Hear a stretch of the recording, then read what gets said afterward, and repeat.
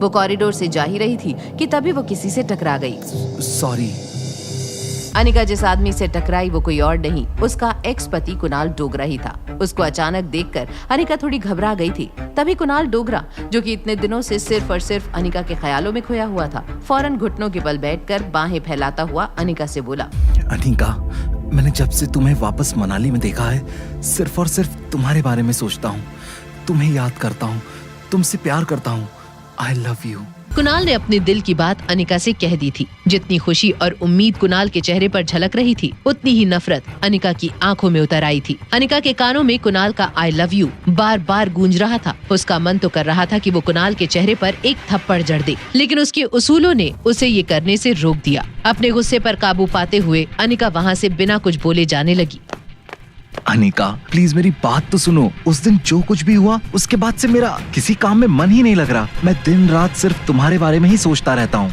अनिका पर कुणाल की बातों का रत्ती भर भी असर नहीं हो रहा था। वो बस किसी भी कीमत में रिया तक पहुंचना चाहती थी, लेकिन कुणाल इतनी आसानी से अनिका का पीछा नहीं छोड़ने वाला था। अनिका का रास्ता रोकते हुए कुणाल ने कहा, मैं तुमसे बात कर रहा हूँ और तुम मुझसे दूर जा रही हो। तुम्हारी बकवास सुनने के लिए मेरे पास वक्त नहीं है। हट जाओ मेरे रास्ते से। मेरा यकीन करो अनिका, हम दोनों साथ मिलकर फिर से एक नई जिंदगी शुरू कर सकते हैं। जस्ट शट अप कुणाल, मुझे तुम में और तुम्हारी बातों में कोई इंटरेस्ट नहीं है। आई नो तुम शायद फ्यूचर को लेकर परेशान हो, बट तुम्हें उसकी चिंता करने की कोई जरूरत नहीं है। मनाली से कुछ दूर तुम्हारे लिए एक बड़ा सा बंगला होगा, नौकर चाकर होंगे, और तो और हर महीने तुम्हारे अकाउंट में 1.5 लाख रुपए भी आ जाएंगे। तुम्हारी इतनी औकात नहीं है कि तुम मुझे खरीद सको, समझे?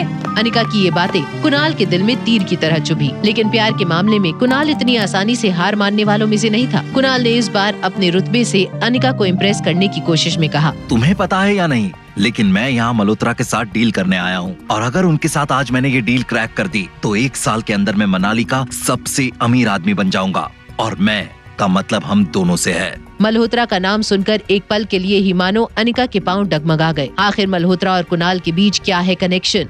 मैंने कहा ना, तुम्हारी औकात नहीं मुझे खरीदने की। ओह, मैं समझ गया। तुम्हें अपनी बेटी की चिंता है ना, मैं उसे भी अपनाने के लिए तैयार हूँ, लेकिन मैं उसे अपने नाम और जायदाद का हिस्सा नहीं बना पाऊंगा। अगर तुम्हें मेरी ये शर्त मंजूर है तो मैं तुम्हारी सारी गलतियाँ माफ कर दूंगा। किस गलती की बात कर रहे हो तुम? Are you out of your mind? आखिरी बार बोल रही हूँ, हट जाओ मेरे रास्ते से। ठीक है बाबा, तुम्हारी सारी शर्तें मंजूर है। तुमसे शादी भी करूंगा और तुम्हारी बेटी को अपना नाम भी दूंगा। अब खुश? गुस्से में दूर जाती अनिका को रोकने के लिए कुणाल ने अनिका का हाथ पकड़ लिया, लेकिन कुणाल की इस हरकत से अनिका का गुस्सा अब 7वें आसमान पर पहुंच चुका था। लेकिन इसके पहले कि अनिका उसका हाथ छुड़ा पाती, अनिका को पीछे से एक जोर का धक्का लगा और उसका सिर सामने वाली दीवार से जाकर टकरा गया। ये तुमने क्या किया कामिनी? मेरा हाथ छोड़ो कुणाल, ये लड़की तुम्हें अपने वश में कर रही है। आज मैं इसे जिंदा नहीं छोड़ूंगी। क्या तुम पागल हो गई हो? ये क्या कर रही हो? पीछे हटो। दर्द से अनिका का सिर चकराने लगा। तभी उसी वक्त गौतम, मनीषा और कुणाल के पापा कमल डोगरा लॉबी में आ पहुँचे। लेकिन जब अनिका ने अपनी आंखें खोली तो उसकी नजर गुस्से में झुलसती कामिनी पर पड़ी। वो तेजी से अनिका की तरफ बढ़ ही रही थी कि तभी कामिनी को रोकने के लिए कुणाल ने उसके दोनों हाथ पकड़ लिए। ये यहाँ क्या हो रहा है कामिनी? और अनिका बेटा, तुम यहाँ क्या कर रही हो? मैं बताती हूँ। जैसे ही अनिका को पता चला कि आज कामिनी और कुणाल की एंगेजमेंट की बात होने वाली है, तो ये यहाँ कुणाल को अपने जाल में फंसाने आ गई। कमल जी, अनिका की तरफ से मैं आपसे माफी मांगता हूँ। बचपन से ही अनिका कामिनी से काफी जलती थी। हमारी हर खुशी के मौके पर मुसीबत बनकर आ जाती है।